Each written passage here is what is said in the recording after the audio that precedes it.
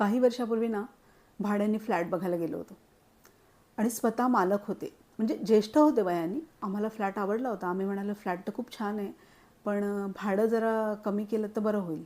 तर ते हसले आणि म्हणाले, फ्लॅट आवडला का तुम्हाला? म्हटलं हो, खूप सुंदर आहे तुमचा फ्लॅट आणि शाळा वगैरे पण जवळ आहे. ते म्हणाले बस, मला हेच पाहिजे. तुम्ही इथे आनंदाने राहणार आणि आमचं हे घर स्वतःच्या घरासारखं ठेवणार, ह्यातच आनंद आहे. त्याच्यात मी थोड्या पैशांसाठी तुम्हाला नाराज नाही करणार. आणि मग म्हणाले, मी खूप प्रकारचे बिझनेस करतो, पण प्रत्येक बिझनेसमध्ये कस्टमरचा आनंद पहिला, हे मी बघतो. हे तत्त्व मी कधीच सोडलं नाही. त्यामध्ये मला, माझं, माझ्यापुरतं अशा परिघात न अडकता त्याच्या पलीकडे जाऊन ते दुसऱ्यांचा पहिले विचार करतात. आणि जो भाव आहे तो अतिशय शुद्ध आहे, तो त्यांनी जपला आहे.